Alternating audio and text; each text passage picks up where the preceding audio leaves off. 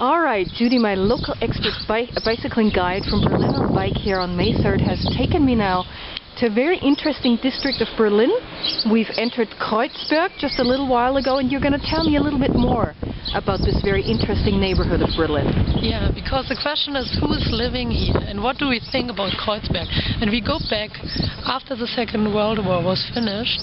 Here were all those old buildings and nobody wanted to live in them. And the idea was, and that's crazy, to demolish everything. Oh, wow. That was the official idea to those times. And here came people who wanted to live here in those old buildings and who were against this official politics. And that were especially people who didn't have a lot of money, who wanted to discuss, and there were two special things about who came here, or two special groups. The one were, we needed people to work in those times.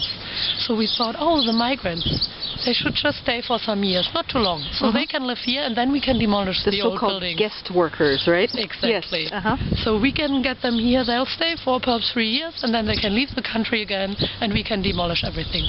And then there was another group who came here because it was pretty cheap in those old unrenovated houses to live. And there was a special thing about West Berlin. Have you ever heard what was special about West Berlin? Young male guys were like the... Oh.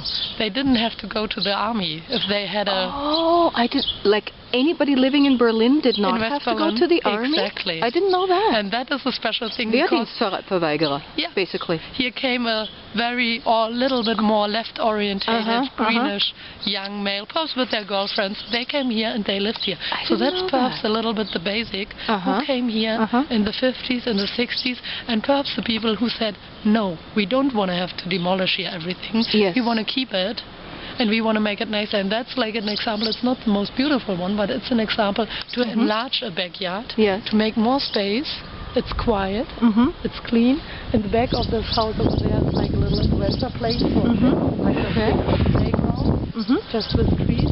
And I'll show you 2 meters further how dense it used to be and why people wanted to change it. Okay.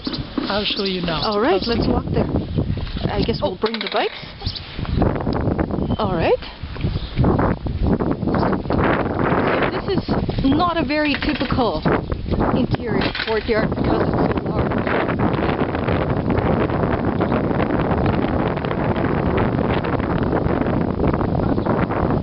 Okay. There we go. Bicycles right here. Let's see. Right, and now you can see how close the buildings were next to each other. And if you imagine you would have lived here on the first floor. It's a rainy, grey November day. You don't want to live here. You never had any sunlight. There was a really good reason that the people wanted to change it, and also the official politics, which sounds crazy to us today, had a thinking, and it was this big time of... I haven't lived through those times here. Of course, I haven't lived anyway, but I'm too young. But I think it was short time after the war, and it was this big thinking, what do we want to do? Do we want to have the city looking like before, or totally in another way? Yes. And here, the first decision were like, okay, we want to have something totally new. They want to demolish everything, all the old buildings, building up highways through the city. It was in a thinking of a whole city, not the divided city. Okay. And then complexes to work at the highway, and in the back new complexes to live in.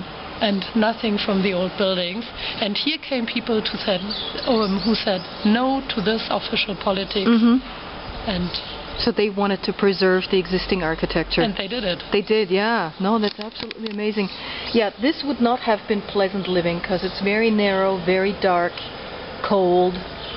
Yeah. And it's a sunny, warm day. It's a sunny, warm day, yeah, exactly. That's the point. And still it's full of shadow. Oh, yeah, absolutely. Well, thanks for taking me here. Does this complex have a name? No? It's between Naunin and Waldemarstraße. Oh, okay. And it's private, so... Okay, all right, cool. Thanks, Judy.